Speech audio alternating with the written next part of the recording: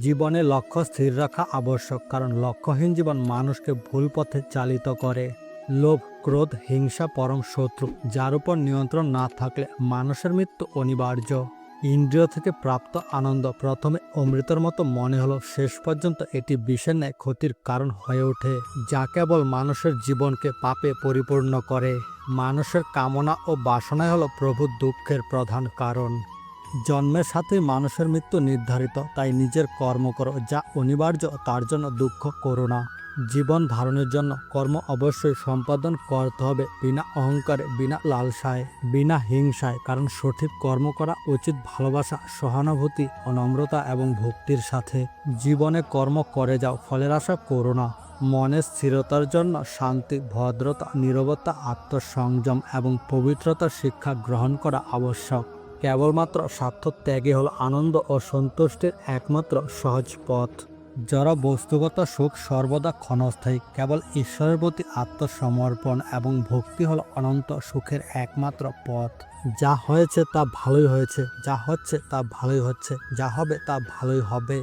তাই ভবিষ্যতে কি হবে তা নিয়ে ভেবে লাভ নেই, বর্তমানে পরম আনন্দে বাঁচতে শেখো। নিজের মনকে সর্বদা কর্মের উপর স্থির করো, কর্মফলের উপর নয়। লোভ, ক্রোধ, হিংসা হলো মানুষের প্রধান পরম শত্রু, যা নিজের অজান্তে জীবনে সবচেয়ে বেশি মূল্যবান জিনিস সময়ের ক্ষতি করে। কারণ সময় হলো পরম ক্ষমতাবান, যা কারোর জন্য থেমে থাকে না। জীবনে অমরত্ব পেতে সম্মান অর্জন করতে শেখো, কারণ জীবন ক্ষণস্থায়ী, কিন্তু ব্যক্তির অর্জিত সম্মান চিরস্থায়ী। বিবেক ও বুদ্ধি হলো মানুষের পরম সম্পদ, যা সঠিক সময়ে জীবনের সঠিক দিশা বেছে নিতে সাহায্য করে। প্রজ্বলিত অগ্নি যেমন জ্বালানি কাঠকে ছায়ে পরিণত করে, ঠিক একইভাবে আমাদের জ্ঞানের আলো আমাদের মনের মধ্যে থাকা আত্ম অহংকারকে ছায়ে পরিণত করে।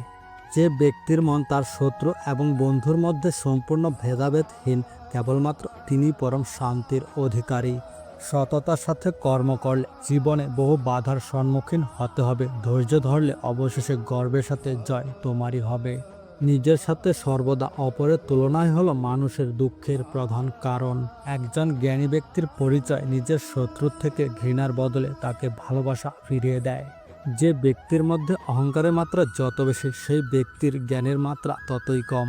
যে ব্যক্তির তার সমস্ত জীবন শ্রীকৃষ্ণের চরণে উৎসর্গ করেন, তিনি কেবল সমস্ত কর্ম বন্ধন থেকে মুক্ত। যতক্ষণ না আমরা আমাদের কষ্ট থেকে শিক্ষা গ্রহণ করছি, কষ্টের পথ আমাদের কখনোই শেষ হবে না। ক্রোধ বুদ্ধিকে গ্রাস করে, লোভ মনুষ্যত্বকে গ্রাস করে, চিন্তা আয়ুকে গ্রাস করে, অহংকার মনুষ্যত্বকে গ্রাস করে।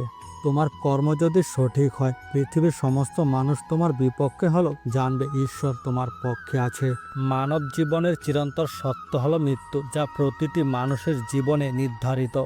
জীবনে ভয়ের উপর নিয়ন্ত্রণ রাখা আবশ্যক, কারণ ভয় হলো এমন এক অনুভূতি যা মানুষকে জীবনের প্রতিটি প্রয়াসে বাধা সৃষ্টি করে। আমি সৃষ্টি, আমি পালনকর্তা, আমি সৃষ্টির সংহারকর। এই জগতের প্রতিটি বস্তুই আমার থেকে সৃষ্টি ও আমার মধ্যে শেষ। সঠিক সময় সঠিক শব্দ চয়ন যেমন অচেনা মানুষকে পরম আত্মীয়তার সম্পর্কে আবদ্ধ করতে পারে, ঠিক তেমনি ভুল শব্দ পরম আত্মীয়কে পরম শত্রুতে পরিণত করতে পারে।